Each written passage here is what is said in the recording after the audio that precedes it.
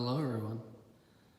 I'm in the sanctuary. It's May 4th, Monday, May 4th, also known as Star Wars Day, the 23rd day of Eastertide, the 50 days of Eastertide. We're getting close to halfway through. I wanted to just show you, I know it's going to lose a lot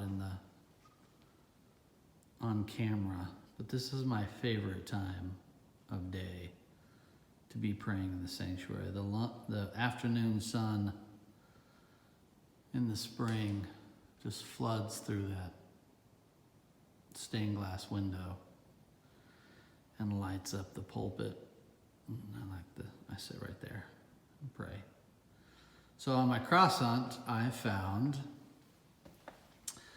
that one, and that is atop the hymn number racks here, and it is given by the confirmation class, presented by a confirmation class of 1966.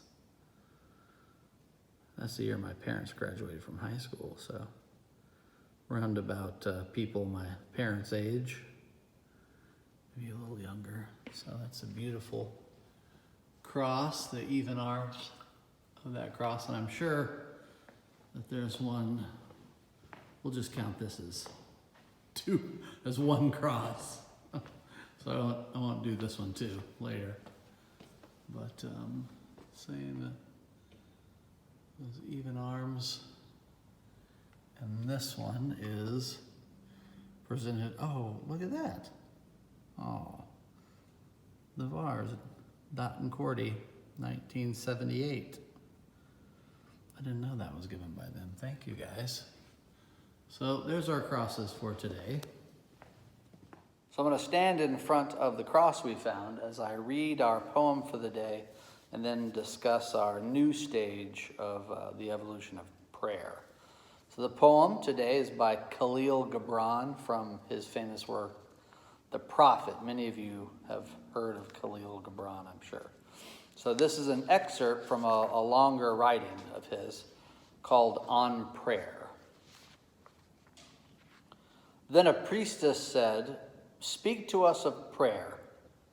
And he answered, saying, "You pray in your distress and in your need. Would that you might pray also in the fullness of your joy and in your days of abundance. It is enough that you enter the temple invisible. I cannot teach you how to pray in words. God listens not to your words, save when he himself utters them through your lips.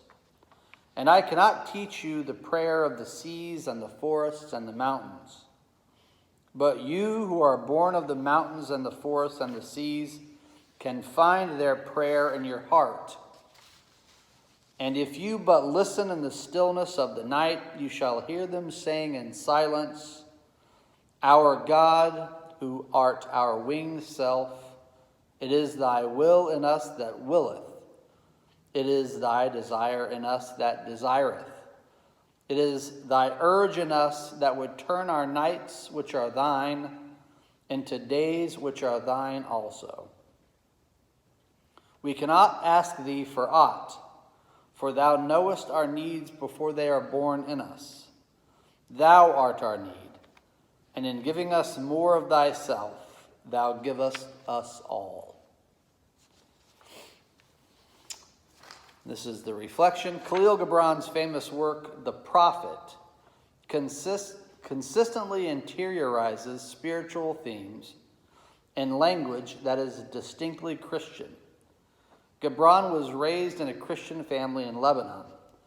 This poem challenges the conventional understanding of prayer as petition and says that true prayer, if it uses words at all, uses only those that are spoken through us by God.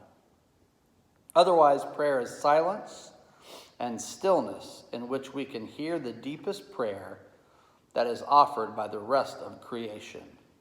Thy will be done in all things. So prayer being silence and stillness is going to be the focus for the next week for us, we're going to look at the third stage found in Father Thibodeau's book, The Armchair Mystic. The first being praying at God with pre-written prayers.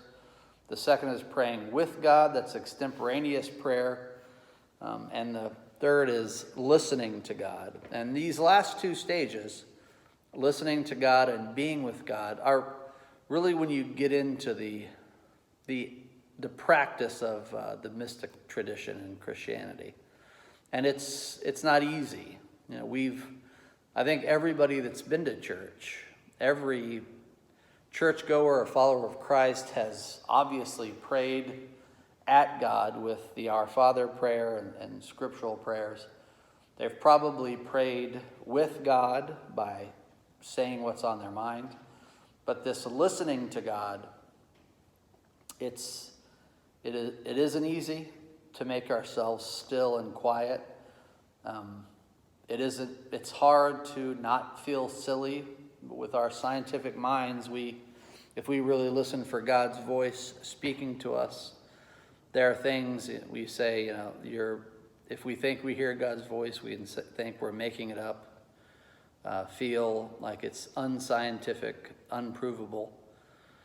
So it takes practice. Even though we're being quiet and listening, it sounds pretty easy, but not for our Western mindset. So that's what we're going to be looking at for the next week, listening to God. So today, all I want you to do for 5 minutes, set a timer, if you haven't been already. Find some way to make sure it's only 5 minutes, and then sit still and quiet. Both of those things, they're not the same, of course. Be quiet, don't speak, don't make noise, and also don't move. So try that for 5 minutes. Get the sense of how seldom you really do that. Don't watch something, don't listen to something. If you feel like it, maybe you can look out the window, but get a sense of how truly little time we spend in awake, still, and quiet. And in the days to come, we'll be doing different practices that cultivate this ability to sit silently and listen eventually for the still, small voice, the quiet, small voice of God. I think that was Augustine that says that listening to God requires a lot of paying attention. So that's your prayer exercise for today, my very good friends. I'll say this at least 5 times this week. Sunday is Mother's Day, so if you need to contact Amazon or make your own card in this quarantine, please do that. On Mother's Day, Sunday, between 11 a.m. and 12 p.m., that's 1 hour, I'll be out front with gloves and a mask, taking food donations for the Trumbull Food Pantry. They are running low, as you can imagine. So your non-perishable food donations, you're probably getting a postcard. You may get a call, and you'll get an email. So we really want to, go big with this. So bring your food donation, put it in your trunk and bags. I'll come out, if you can pop your trunk from the driver's seat, I'll come out with my gloves and mask and stack it up, and then I'll take it up to Trumbull Food Pantry later. If you can't pop your trunk from inside, please come outside and open your own trunk and then get back in. Just going to keep the social distancing up. So also you can just bring us up a check, and I can say hello to you if you want to make a financial donation to the Trumbull Food Pantry. And I'll be giving out a little prize, a little treat for Mother's Day. I look forward to seeing you guys in person. Get the word out that this all goes for a good cause, helping our community here. So you will hear that every day and perhaps tire of it. So I'll try to make the upcoming days announcements a little more succinct. But I'll see you on Sunday, and I love you and God loves you.